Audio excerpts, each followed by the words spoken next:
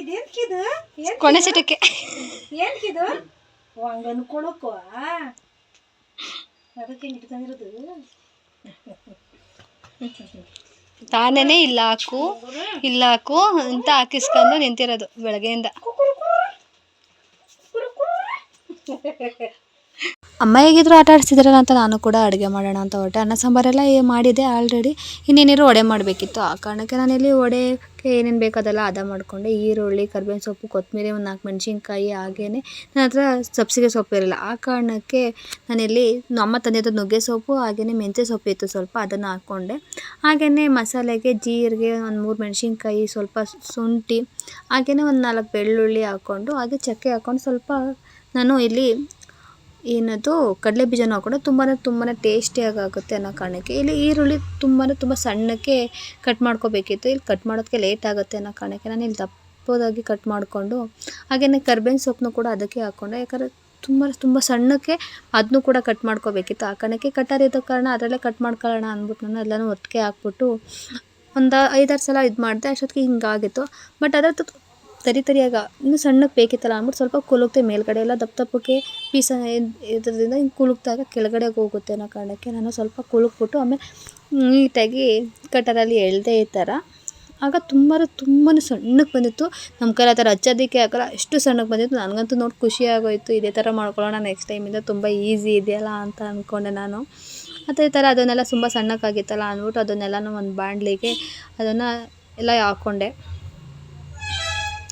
ಮತ್ತು ಈಗ ಇನ್ನೊಂದಕ್ಕೆ ಹಾಕೊಂಡು ಪ್ಲೇಟ್ಗೆ ತಿರುಗಿ ಮತ್ತೆಲ್ಲ ಹಾಕೊಳ್ಳೋದು ಬೇಡ, ಒಂದೇ ಸರಿಗೆ ಹೆಂಗಿರೋ ಮಿಕ್ಸ್ ಮಾಡ್ಕೋಬೇಕಲ್ಲ ಅಂದ್ಬಿಟ್ಟು ನಾನು ಒಂದು ಬಾಣಲಿಗೆ ಹಾಕ್ಕೊಬಿಡೋಣ. ಚಿಕ್ಕ ಬಾಣಲಿ ಹೆಂಗಿರೋ ಆಯ್ತಲ್ಲ ಅಂದ್ಬಿಟ್ಟು ಈ ಚಿಕ್ಕ ಬಾಣಲಿಗೆ ಹಾಕ್ಕೊಂಡು ನೆನೆಸಿದ ಕಾಳನ್ನ ಅದೆಲ್ಲ ನೀರು ಹಾಕಿ ಸೋಸ್ಕೊಂಡೆ. ಫಸ್ಟು ಮಸಾಲೆ ರುಬ್ಕೊಬಿಡೋಣ ಅಂದ್ಬಿಟ್ಟು ಮಸಾಲೆನೆಲ್ಲ ಹಾಕ್ಕೊತಾ ಇದ್ದೀನಿ ನಾನು.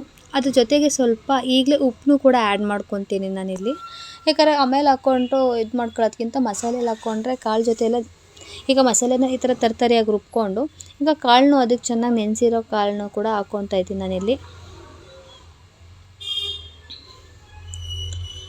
ಫುಲ್ ಎಲ್ಲನೂ ನೀಟಾಗಿ ಹಾಕ್ಕೊಂಡು ಅದನ್ನು ಒಂದು ಕಾಳನ್ನು ಬಿಡ್ದಂಗೆ ಒಂದು ದೊಡ್ಡ ಜಾರ್ನೇ ತೊಗೊಂಡಿರುತ್ತೆ. ನನಗೆ ಒಂದೇ ಸಲ ಆಯಿತು. ಆ ಕಾರಣಕ್ಕೆ ನಾನು ಒಂದೇ ಸಲ ಹಾಕ್ಕೊಂಡು ರುಬ್ಕೊಂಡೆ. ಮಸಾಲೆ ಎಲ್ಲ ನೀಟಾಗಿ ಮಿಕ್ಸ್ ಮಾಡೋ ಅವಶ್ಯಕತೆ ಇಲ್ಲ. ಉಪ್ಪೆಲ್ಲ ಕೂಡ ಅದಕ್ಕೆ ಹಿಡಿಯುತ್ತೆ ಅನ್ನೋ ಕಾರಣಕ್ಕೆ ನಾನು ಅದಕ್ಕೆ ಒಂದೇ ಸಲ ಉಪ್ಪೆಲ್ಲ ಹಾಕ್ಕೊಂಡಿದ್ನಲ್ಲ, ಮಸಾಲೆಗೆಲ್ಲ ಹಿಡ್ಕೊಂಡಿತ್ತು. ಅದೇ ಕರೆಕ್ಟಾಗಿ ಸಾಕಾಗಿತ್ತು ಮಸಾಲೆನೂ ಕೂಡ. ಈ ರೀತಿ ನೀಟಾಗಿ ರುಬ್ಕೊಂಡು ಫುಲ್ಲು ನುಣ್ಣಗೆ ರುಬ್ಕೋಬೇಡಿ, ಸ್ವಲ್ಪ ತರಿನೂ ಇರಲಿ. ಹಾಗೆಯೇ ಸ್ವಲ್ಪ ಬೇಕು ಅನ್ನೋರು ಕಾಳನ್ನು ಕೂಡ ಈಗ ಆ್ಯಡ್ ಮಾಡ್ಕೋಬೋದು.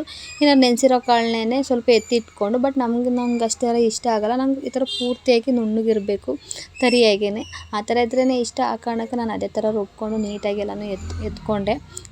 ಈ ರೀತಿ ನೀಟಾಗಿ ಎತ್ಕೊಂಡು ಈಗ ಅದಕ್ಕೆ ಸೊಪ್ಪುಗಳೆಲ್ಲನೂ ಆ್ಯಡ್ ಮಾಡ್ಕೊತಾ ಇದ್ದೀನಿ ನಾನಿಲ್ಲಿ. ಕೊತ್ತಂಬರಿ, ಮೆಂತ್ಯ ಸೊಪ್ಪು, ಹಾಗೆಯೇ ನುಗ್ಗೆ ಸೊಪ್ಪು ಕೂಡ. ನಮ್ಮ ಮನೇಲೂ ಕೂಡ ಅಷ್ಟೇ, ಯಾವಾಗಲೂ ನುಗ್ಗೆ ಸೊಪ್ಪನ್ನ ನಾವು ಮೆಂತ್ಯ ಸೊಪ್ಪು ಇದ್ರೂ ಸಬ್ಸಿಗೆ ಸೊಪ್ಪು ಆದರೂ ಕೂಡ ಸ್ವಲ್ಪನಾದರೂ ಹಾಕ್ಕೊತೀವಿ ನಮ್ಮ ಮನೆ ಕಡೆ, ಅಮ್ಮರ ಮನೇಲಿ. ಆ ಕಾರಣಕ್ಕೆ ನಾನು ಹಾಕ್ಕೊಂಡೆ. ಇಲ್ಲಿ ಸಬ್ಸಿಗೆ ಸೊಪ್ಪು ಇಲ್ಲೇ ಇರೋಕ್ಕೆ ನಾನು ಮೆಂತ್ಯ ಸೊಪ್ಪನ್ನೇ ಆ್ಯಡ್ ಮಾಡಿದೆ, ಸ್ವಲ್ಪ ಜಾಸ್ತಿನೇ ಹಾಕ್ಕೊಂಡೆ. ಹಂಗಾದ್ರೂ ಸ್ವಲ್ಪ ಕಹಿ ಆಗ್ಬಿಡುತ್ತೇನೋ ಅಂತ ಅನ್ನೋ ಭಯ ಇತ್ತು. ಬಟ್ ಏನಿಲ್ಲ, ತುಂಬಾ ಸೂಪರಾಗಿತ್ತು. ನಮ್ಮ ಯಜಮಾನ್ರಿಗಂತೂ ತುಂಬಾ ಇಷ್ಟ ಆಯಿತು. ನನಗಂತೂ ಹೆವಿ ಇಷ್ಟ ಆಯಿತು. ನಮ್ಮಮ್ಮ ಹಂಗಾರು ಕೇಳ್ತಾರೆ ಚೆನ್ನಾಗೈತೆ ಹೆಂಗೆ ಮಾಡಿದೆ ಅಂತ. ಇಲ್ಲ ಅಮ್ಮ ನೀನು ಹೇಳ್ಕೊಟ್ಟಿದ ಥರನೇ ಮಾಡಿದೆ ಅಂತ ಅಂದೆ. ಅಮ್ಮ ಆಮೇಲೆ ಹೇಳ್ತಾರೆ ಅದು ಸ್ವಲ್ಪ ಕಾಯಿ ತುರಿನೂ ಹಾಕೊಂಡು ಚೆನ್ನಾಗಿರುತ್ತೆ ರುಬ್ಬುವಾಗ ಅಂತ ಅಂದರು. ಇಲ್ಲ ಅದು ತಂದೆಯಲ್ಲ, ನಾನು ಆ ಥರಲ್ಲಿ ಮರ್ತೋದೇ ಇಲ್ಲ ಅಂತ ಹಾಕ್ಕೊತಾ ಇದೆ ಅಂತ ಅಂದೆ. ಸರಿ ಆಯಿತು ಅಂದ್ಬಿಟ್ಟು ನಾನಿಲ್ಲಿ ಎಣ್ಣೆ ಹಾಕ್ಕೊಂಡು, ಎಣ್ಣೆ ಚೆನ್ನಾಗಿ ಕಾಯಬೇಕು. ಎಣ್ಣೆ ಚೆನ್ನಾಗಿ ಕಾಯ್ದಿದೆಯಾ ಇಲ್ವಾ ಅಂತ ನಾನು ಸ್ವಲ್ಪ ಹಾಕಿ ನೋಡಿದೆ. ಚೆನ್ನಾಗಿ ಕಾದಿತ್ತು. ಮೇಲ್ಗಡೆ ನೋಡ್ತಾ ಇರ್ಬೋದು, ನೀವು ಹಾಕಿದ ತಕ್ಷಣ ಮೇಲಕ್ಕೆ ಬಂತು. ಅದು ಆ ಕಾರಣಕ್ಕೆ ನಾನಿಲ್ಲಿ ಈ ರೀತಿ ಕೈಯಲ್ಲೇ ತಟ್ಕೊಂಡು, ಏನು ಪೇಪರ್ ಹಾಕ್ಕೊಂಡು ತಟ್ಕೊಂಡು ಇಟ್ಕೊಂಡ್ರೂ ಆಗುತ್ತೆ, ಇಲ್ಲಾಂದ್ರೆ ಅಲ್ಲೆಲ್ಲ ತಟ್ಟಿ ಹಾಕ್ಕೊಂಡ್ರೂ ನಡೆಯುತ್ತೆ. ಈ ರೀತಿ ನಾನು ಕೈಯಲ್ಲೇ ಸ್ವಲ್ಪ ಎಣ್ಣೆನಾದರೂ ಹಾಕ್ಕೊಳ್ಳಿ, ಇಲ್ಲಾಂದರೆ ನೀರಾದರೂ ಹಾಕ್ಕೊಂಡ್ರೆ ಮೇಲುಗಡೆ ಆರಾಮಾಗಿ ಬರುತ್ತೆ. ಆಮೇಲೆ ಸ್ವಲ್ಪ ಗಟ್ಟಿ ಮಾಡ್ಕೊಳ್ಳಿ. ಕಲಿಸ್ಕೊಳ್ಳುವಾಗ ನೀರು ಹಾಕ್ಕೊಂಡೆಲ್ಲ ರುಬ್ಕೊಳ್ಳೋಕೆ ಹೋಗಬೇಡಿ. ನೀರೇನು ಹಾಕ್ದಂಗೆ ಆ ಥರನೇ ರುಬ್ಬಿದ್ರೆ ಸಾಕು. ವಡೆಗೆ ನೀರು ಹಾಕ್ಕೊಂಡು ರುಬ್ಬೋ ಅವಶ್ಯಕತೆ ಏನಿಲ್ಲ. ಈ ರೀತಿ ನೀಟಾಗಿ ಹಾಕ್ಕೊಂಡು ಬಿಟ್ಟರೆ ಒಂದೊಂದೇ ಚೆನ್ನಾಗಿ ಎದ್ದೊಳುತ್ತೆ. ನೀವೇ ನೋಡ್ತಾ ಇರ್ಬೋದು, ಒಂದು ಒಡೆದೋಗಿಲ್ಲ, ಅಷ್ಟು ಚೆನ್ನಾಗಿ ಬರ್ತೈತೆ. ನೀವೇ ನೋಡ್ತಾ ಇರ್ಬೋದು, ಒಂದು ಒಡೆದೋಗಿಲ್ಲ. ಯಾವ ರೀತಿ ನಾನು ಹೆಂಗೆ ಹಾಕಿದ್ನಿ ಅದೇ ಥರ. ಇದಕ್ಕೆ ಸೋಡಾ ಗಿಡ ಹಾಕೋ ಅವಶ್ಯಕತೆ ಇಲ್ಲ, ನಾನೇನು ಸೋಡಾ ಏನೂ ಹಾಕಿಲ್ಲ, ಬರೀ ಏನು ತೋರಿಸಿದ್ದೀನಿ ಅಷ್ಟೇ ಹಾಕಿರೋದು. ಇಷ್ಟು ಚೆನ್ನಾಗಿ ಉಬ್ಬಿ ಉಬ್ಬಿ ಬರ್ತೈತೆ ಅಂತ. ತುಂಬಾ ಟೇಸ್ಟಿಯಾಗಿರುತ್ತೆ. ಮಕ್ಳುಗಳು ಸೊಪ್ಪು ತಿನ್ನಲ್ಲ ಅನ್ನೋರಿಗೆ ಈ ರೀತಿ ಸೊಪ್ಪುಗಳ್ನೆಲ್ಲ ಆ್ಯಡ್ ಮಾಡಿಕೊಟ್ರೆ ತುಂಬಾ ಚೆನ್ನಾಗಿರುತ್ತೆ. ನಮ್ಮಮ್ಮ ಹಂಗಾದ್ರೂ ಹೇಳ್ತಿದ್ರು, ನಾನು ಇದನ್ನು ತಂದಿದ್ದೆ ಕಣೆ, ಒಂದು ಎಲ್ಗನೂ ತಂದಿದ್ದೆ, ಅದನ್ನು ಹಾಕಿದ್ರೆ ಆಯ್ತಿತ್ತು ಅಂತ ಅಂದರು. ಹೌದಾ, ನಾನು ನೋಡಲಿಲ್ಲ ಕಣಮ್ಮ, ಸೊ ಅದರೊಳಗಡೆ ನಾನು ನಿನಗೆ ಬೇಕಿದ್ದಿದ್ದು ಸೊಪ್ಪು ಅಲ್ವಾ, ನುಗ್ಗೆ ಸೊಪ್ಪು, ಅದನ್ನು ಮಾತ್ರ ಎತ್ಕೊಂಡೆ ಅಂತ ಅಂದೆ.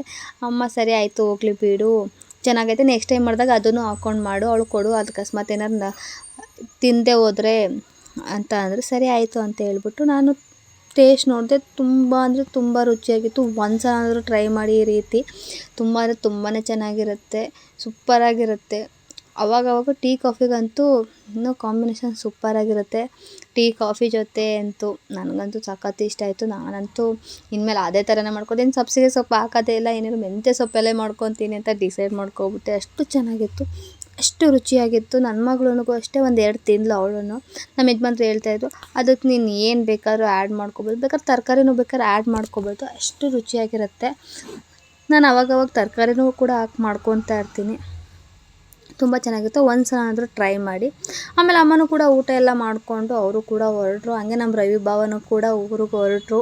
ಯಾಕಂದ್ರೆ ಅಮ್ಮ ನಾವು ಹುಳ ಎಲ್ಲ ಮಡಗಬೇಕು ಕಣಪ್ಪ, ಸ್ವಲ್ಪ ಕೆಲಸ ಜಾಸ್ತಿ ಆಗುತ್ತೆ, ಆಮೇಲೆ ಹಾಗೆ ಭತ್ತದ ಕುಯ್ಲು ಬಂದೈತೆ, ಕುಯ್ಬೇಕು ಕಣಪ್ಪ, ಹಂಗೆ ಕಳಿಸ್ಕೊಡು ಅವ್ರನ್ನೂ, ಸ್ವಲ್ಪ ಇಲ್ಲಿ ಕೆಲಸ ಐತೆ ಅಂದರು. ಸರಿ ಆಯಿತು, ಅಮ್ಮನ ಜೊತೆ ಕಳಿಸ್ಲಾ ಅನ್ನೋದಕ್ಕೆ ಸರಿ ಆಯ್ತು ಕಳಿಸು ಅಂತ ಅಂದರು. ಹಾಗೇ ನನ್ನ ಮಗಳನ್ನೂ ಬಿಡೋದಕ್ಕೆ ಹೋದರು ರೈಲ್ವೆ ಸ್ಟೇಷನ್ಗೆ. ಹಾಗೆ ಅಮ್ಮ ಸೊಪ್ಪೆಲ್ಲ ತೊಗೊಂಡು ಬಂದಿದ್ರು, ಹಂಗೆ ಏನೇನೋ ತೊಗೊಂಡು ಬಂದಿದ್ರು. ನೋಡೋಣ ಏನೇನು ತೊಗೊಂಡು ಬಂದಿದ್ದಾರೆ ಅಂದ್ಬಿಟ್ಟು ನಾನು ಎತ್ಕೊಂಡು ನೋಡ್ತಾಯಿದ್ದೆ. ಯಾಕಂದ್ರೆ ನಾನು ಸರಿಯಾಗಿ ಬಂದಾಗ ನೋಡೋಕ್ಕೆ ಆಗಲ್ಲ ಅವ್ರ ಜೊತೆ ಮಾತಾಡಿಕೊಂಡು. ಅದಕ್ಕೆ ಕರ್ಬೇವಿನ ಸೊಪ್ಪು ತೊಗೊಂಡು ಬಂದಿದ್ರು. ಹಾಗೆಯೇ ಇಲ್ಲಿ ಬೆರಕೆ ಸೊಪ್ಪು ತೊಗೊಂಡು ಬಂದಿದ್ರು ನಮ್ಮಮ್ಮ. ಅಲ್ಲಿ 2 ಥರ ಸೊಪ್ಪಿತ್ತು. ಒಂದು ಮಸೊಪ್ಪಿಗಾಗುವಂಥದ್ದು, ಇನ್ನೊಂದು ಉಪ್ಸಾರಿಗಾಗುವಂಥದ್ದು. ಅದನ್ನು ನಾನೇ ಇಂಗಡಿಸ್ಕೋಬೇಕಿತ್ತು. ಅಮ್ಮ ಏನಾದ್ರು ಒಂದು ಡೇ ಎಲ್ಲ ಇದ್ದಿದ್ದರೆ ಅವರೆಲ್ಲ ಸೋಸಿ ಕೊಟ್ಟು ಎಲ್ಲ ಕೊಟ್ಬಿಟ್ಟು ಹೋಗೋರು. ಬಟ್ ಆದರೆ ಅಮ್ಮ ಬಂದಿದ್ದು 1 ಅವರ್ಗಳು ಅಷ್ಟೇ ಇದ್ದಿದ್ದು, ಆ ಕಾರಣಕ್ಕೆ ಇಲ್ಲ ನಾವೇ ಸೋಸ್ಕೋಬೇಕಿತ್ತು. ಹಾಗೆಯೇ ನಿಂಬೆಹಣ್ಣು ತೊಗೊಂಡು ಬಂದಿದ್ದರು. ಸ್ವಲ್ಪ ಒಂದು 5-6 ನಿಂಬೆಹಣ್ಣು ತೊಗೊಂಡು ಬಂದಿದ್ದರು. ಚಿತ್ರಾನ್ನ ಎಲ್ಲ ಮಾಡ್ಕೊತಾ ಇರ್ತಿಲ್ಲ ತಗೋ ಅಂತ ಅಂದ್ಬಿಟ್ಟು. ಹಾಗೆಯೇ ಇಲ್ಲಿ ಇದ್ರ ಸೊಪ್ಪು ತೊಗೊಂಬಂದಿದ್ರು, ಗಣಕೆ ಸೊಪ್ಪು, ನನಗೆ ತುಂಬಾ ಇಷ್ಟ. ಹಾಗೆಯೇ ನನ್ನ ಮಗಳಿಗಂತೂ ಈಗ ನೆಗಡಿ ಆಗಿರೋದಕ್ಕೆ ತುಂಬ ಒಳ್ಳೆಯದು ಅಂದ್ಬಿಟ್ಟು ನಾನಂತೂ ಬಿಡಿ ಹೆಂಗೆ ಸರೋಯ್ತು, ಏನಾದ್ರು ಮಸೊಪ್ಪೆಲ್ಲ ಮಾಡ್ಕೊಳಕ್ಕೆ ಸರೋಗುತ್ತೆ ಅಂದ್ಬಿಟ್ಟು ಎಲ್ಲ ಎತ್ತಿಟ್ಕೊತಾ ಇದ್ದೆ. ಹಾಗೆಯೇ ನಮ್ಮಮ್ಮ ಅವಳಿಗೆ ಅಂತಲೇ 1 ಎಲೆಗ ಸೊಪ್ಪು ತೊಗೊಂಡು ಬಂದಿರೋ, ಅದರಲ್ಲಿ ಲೇಹ ಮಾಡಿಕೊಡು ಅಂತ. ಬಟ್ ಆದರೆ ತಿಂತಾಳೋ ಇಲ್ವೋ ಡೌಟ್ ಇದೆ, ಅದಕ್ಕೆ ಸ್ವಲ್ಪ ಹಾಕಿ ಮಾಡ್ತೀನಿ. ಆ ರೆಸಿಪಿನೂ ಕೂಡ ಹಾಕ್ತೀನಿ, ನೋಡ್ತಾ ಇರಿ. ಇನ್ನೂ ಲೇಹ ಮಾಡಿಲ್ಲ, ಮಾಡಾದ್ಮೇಲೆ ತೋರಿಸ್ತೀನಿ ನಾನು ನಿಮಗೆ. ನೀವೇ ನೋಡ್ತಾ ಇರ್ಬೋದು. 1 ಎಲೆಗ ಎಲ್ಲ ಚಿಗುರು ಅಂತಲೇ ಅಮ್ಮ ಕಿತ್ಕೊಂಡ್ಬಂದಿದ್ದಾರೆ. ಹಾಗೆ ದೊಡ್ಡ ಎಲ್ಲನೂ ಕಿತ್ಕೊಂಡು ಬಂದಿದ್ದಾರೆ. ನೋಡ್ತೀನಿ ಇನ್ನು ಬೇರೆ ಏನಾದರೂ ಬಜ್ಜಿ ಗಿಜ್ಜಿ ಮಾಡಿಕೊಟ್ರೆ ತಿಂತಾಳ ಅಂತ ನೋಡೋಣ. ಹಾಗೆಯೇ ಅಮ್ಮ ಇಲ್ಲಿ ನುಗ್ಗೆ ಸೊಪ್ಪನ್ನ ನೀಟಾಗಿ ಕಟ್ ಮಾಡಿ ಹಾಕ್ಕೊಂಡು ಬಂದಿದ್ರು. ಯಾಕಂದರೆ ಫುಲ್ ನುಗ್ಗೆ ಸೊಪ್ಪು ಹೇಗೈತೆ ಹಾಗೆ ತೊಗೊಬಂದರೆ ಜಾಸ್ತಿ ಹಿಡಿಸುತ್ತೆ, ಹಿಂಗಾದರೆ ಸ್ವಲ್ಪ ಅಂತ ಅನಿಸುತ್ತೆ ಅಂದ್ಬಿಟ್ಟು ಜಾಸ್ತಿ ಕಾಣಿಸೋದು ಬೇಡ ಅಂದ್ಬಿಟ್ಟು ಸ್ವಲ್ಪ ಆಗಲಿ ಅಂದ್ಬಿಟ್ಟು ಎಲ್ಲ ಈ ಥರ ಕಟ್ ಮಾಡ್ಕೊಂಡು ಬಂದಿದ್ರು. ಈಸಿ ಆಗುತ್ತೆ ಇಲ್ಲಿ ಇಲ್ಲಿ ಬಿಡಿಸ್ಕೊಳ್ಳೋದಕ್ಕೆ ಅಂದ್ಬಿಟ್ಟು. ಹಾಗೆಯೇ ನನಗೆ ಇಷ್ಟ ಅಂತ ಇಲ್ಲಿ ನನಗೆ ಅಂತ ಸಪೋಟ ಹಣ್ಣು ತೊಗೊಂಡು ಬಂದಿದ್ರು. ನನಗಂತೂ ಹೆವಿ ಇಷ್ಟ, ಬಟ್ ನನ್ನ ಮಗಳಿಗೆ ತುಂಬಾ ಈಟು ಅಂತ ನಾವು ಅವಳಿಗೆ ಕೊಡೋಲ್ಲ ಜಾಸ್ತಿ, ಎಲ್ಲ ಒಂದೊಂದು ಸ್ವಲ್ಪ ಕೊಡ್ತೀವಿ, ಬಟ್ ಆದರೂ ಬಿಡಲ್ಲ ಅವಳು. ಅದಕ್ಕೆ ನಾನಿಲ್ಲಿ ಎಲ್ಲ ಹಂಗೇ ನಾನು ನೋಡೇ ಇರಲಿಲ್ಲ, ಕಾಯಿ ಮೂಟೆಯಲ್ಲಿ ಏನೋ ಇದೆ ನೋಡು ಅಂತ ನೋಡಿದ್ರೆ ಪರಂಗಿ ಹಣ್ಣಿತ್ತು.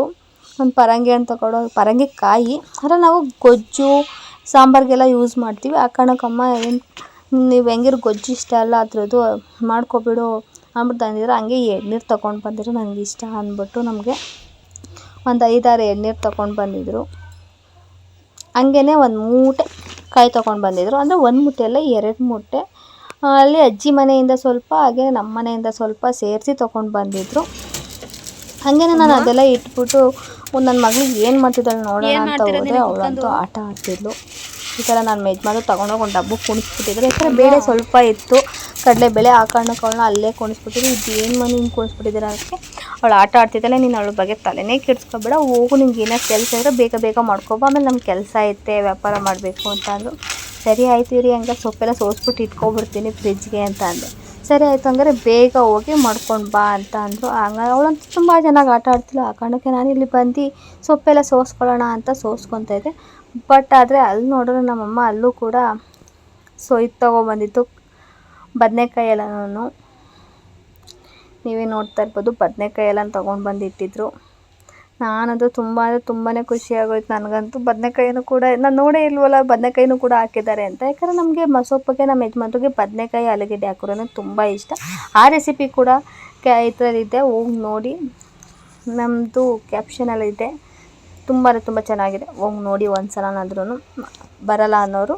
ಹಾಗೆಯೇ ನಾನೆಲ್ಲ ಸೊಪ್ಪು ಇಂಗ್ಳಿಸ್ಕೊತ ಸೊಪ್ಪು ಬೇರೆ ಹಾಗೆಯೇ ಇದಕ್ಕೆ ಬೇರೆ ಅಂತ ಇಂಗ್ಳಿಸ್ಕೊತಾ ಇದ್ದೆ. ತುಂಬ ಚೆನ್ನಾಗಿತ್ತು. ನಾನು ಫಸ್ಟು ಒಂದೇ ಎಲಗ ಎಲ್ಲನೂ ಎತ್ತಿಕ್ಕೊಬಿಡೋಣ ಫಸ್ಟು ಅಂದ್ಬಿಟ್ಟು ನಾನು ಬೇರೆ ಬಿಡಿಸಿ ಹಾಗೆಯೇ ಇದನ್ನು ಮಾತ್ರ ಬೇರೆ ಹಾಕ್ಕೊತಾ ಇದ್ದೆ.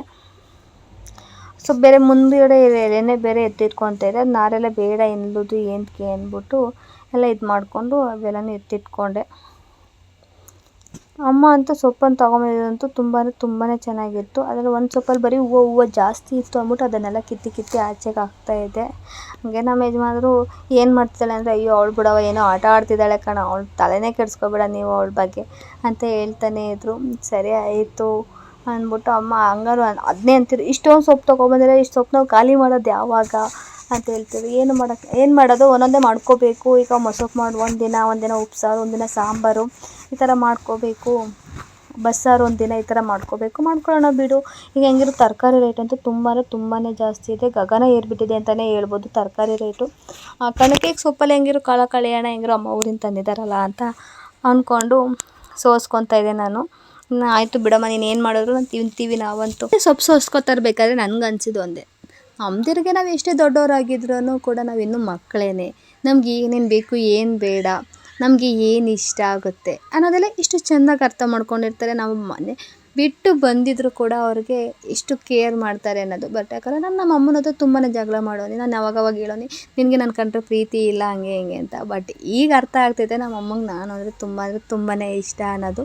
ಪ್ರತಿ ಜಗಳ ಮಾಡಿದಾಗಲೂ ಹೇಳೋನಿ, ನಾನು ಮದುವೆ ಆಗೋದ್ರಂತೂ ನನ್ನ ತಿರ್ಗಾ ನಾನು ವಾಪಸ್ ಬರೋದಿಲ್ಲ ನೋಡ್ಕೊ ನಿನ್ನ ಮನೆಗೆ, ನಾನು ನಿನ್ನ ಜೊತೆ ಮಾತಾಡೋದು ಇಲ್ಲ ಅಂತ. ಬಟ್ ಈಗ ಒಂದಿನ ಫೋನ್ ಮಾಡಿಲ್ಲ ಅಂದರೂ ಕೂಡ ನನಗೆ ಹೇಳೋ ಬಂದ್ಬಿಡುತ್ತೆ, ಇದಕ್ಕೆ ನಮ್ಮಮ್ಮ ಬೆಳಗ್ಗೆಯಿಂದ ಫೋನ್ ಮಾಡಿಲ್ಲ ಅಂತ ಮಾಡಿದಾಗ, ಇಲ್ಲ ನನಗೆ ಆ ಕೆಲಸ ಇತ್ತು ಈ ಕೆಲಸ ಅಂತ ಅಂದಾಗ ನಾನು ಒಂದೇ ಮಾತು ಹೇಳ್ತಿದ್ದು, ನಿನಗೆ ಏನು ಕೆಲಸನಾದ್ರು ಯಾವಾಗಾದ್ರು ಮಾಡ್ಕೊ, ಬಟ್ ಆದರೆ ನಂಗೆ ಬೆಳಗ್ಗೆ ಇಲ್ಲ ಸಂಜೆ ಒಂದು ಸಲ ಕಾಲ್ ಮಾಡಿಬಿಡು, ನಂಗೆ ಆಗ ಸಮಾಧಾನ ಆಗುತ್ತೆ ಅಂತ. ಅದಕ್ಕೆ ಅಂದರೆ ನೀನೇ ಮಾಡ್ಬೋದಲ್ಲ ಅಂತ ಹಿಂಗೆ ಕನ್ವರ್ಸೇಷನ್ ನಡೀತಾ ನಮ್ಮದೇ ಅಂತ ಈ ಥರ ಕನ್ವರ್ಸೇಷನ್ ನಡೀತಾನೆ ಇರುತ್ತೆ. ನಿಮ್ಮ ಮನೇಲೂ ಈಗೇನ ಆಗಿದ್ರೆ ಒಂದು ಮೆಸೇಜ್ ಮಾಡಿ ಏನೆಲ್ಲ ಮಾತಾಡ್ತೀರಾ, ಹಾಗೆ ಯಾವ ಥರ ಮಾತಾಡ್ತೀರಾ, ಇಲ್ಲ ನಿಮ್ಮ ಅಪ್ಪ ಅಮ್ಮನ ಜೊತೆ ಈಗಲೂ ಜಗಳ ಮಾಡ್ತೀರಾ ಅನ್ನೋದು ಹೇಗೆ ಏನು ಅನ್ನೋದು ನಾನು ಕಮೆಂಟ್ ಬಾಕ್ಸಲ್ಲಿ ಕಮೆಂಟ್ ಮಾಡಿ, ಓಕೆನಾ. ಇಷ್ಟೊತ್ತು ನಾನು ವೀಡಿಯೋನ ತಾಳ್ಮೆಯಿಂದ ನೋಡಿದ್ದಕ್ಕಾಗಿ ನಿಮಗೆ ತುಂಬ ಹೃದಯದ ಧನ್ಯವಾದಗಳು ಅಂತ ಹೇಳ್ತಾ ಈ ವಿಡಿಯೋನ ಇಲ್ಲಿಗೆ ಎಂಡ್ ಮಾಡ್ತಾಯಿದ್ದೀನಿ. Okay bye, thank you so much ಇಷ್ಟೊತ್ತು ನೋಡಿದ್ದಕ್ಕೆ.